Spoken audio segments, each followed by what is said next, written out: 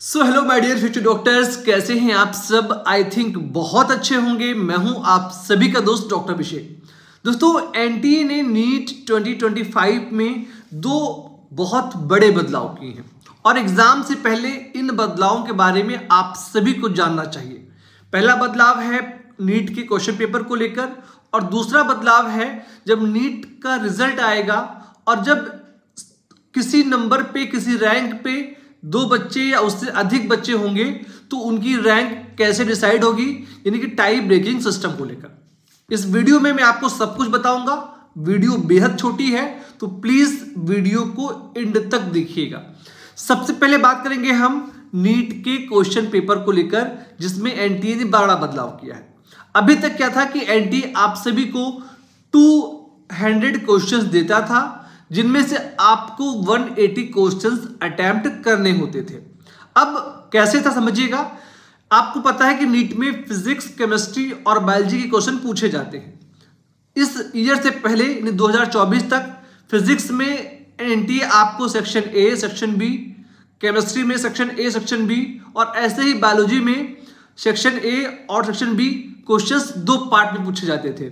Section A में 35 question होते थे। ये सभी क्वेश्चंस कंपलसरी होते थे, इनमें आपको कोई ऑप्शन नहीं मिलता था। लेकिन सेक्शन बी में आपको 15 क्वेश्चन मिलते थे और आपको 10 क्वेश्चंस अटेम्प्ट करने होते थे, यानी जो 5 क्वेश्चन होते थे वो एक्स्ट्रा होते थे।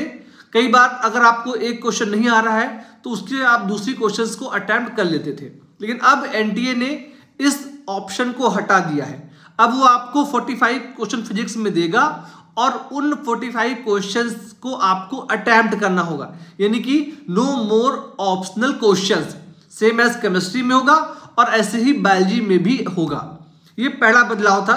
तो अब आप प्रिपेयर रहिए सभी क्वेश्चंस को अटेम्प्ट करने के लिए। दूसरा बदलाव था टाई ब्रेकिंग सिस्टम को लेकर।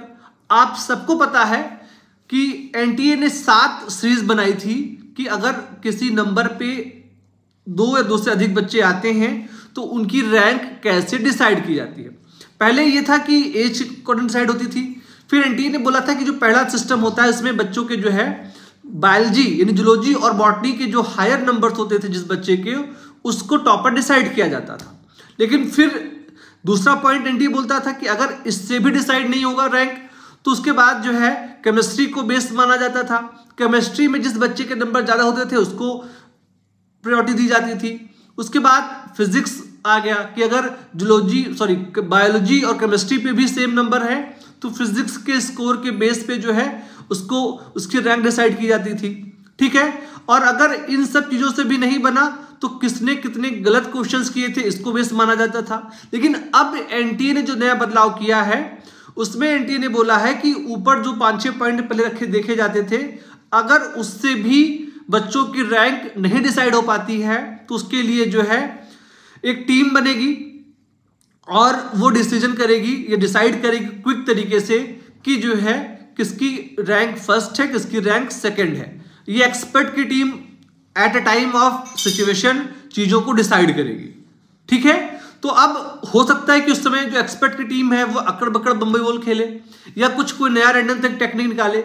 अभी एनटीए ने उस टेक्निक की बात तो नहीं की है, लेकिन एनटीए ने बोला है कि वो एक्सपर्ट की टीम इंस्टेंट डिसाइड करे। क्या मैं सुनाता हूं, लिखा क्या एनटीए ने लिखा है कि ऊपर दिए गए अगर 7 बिंदुओं को ध्यान में रखने के बाद भी अगर उम्मीदवारों के बीच टाई की सिचुएशन रहती है तो इस परिस्थिति में एक्सपर्ट कमेटी की ओर से डिजाइन रैंक डिसाइड के संबंध में फैसला लिया जाएगा और वही परीक्षा में मान्य होगा। यानी जो एक्सपर्ट डिसाइड कर देंगे कि हाँ ये टॉपर है तो उसी को टॉपर माना जाएगा, फिर आप कुछ नहीं कर सकते।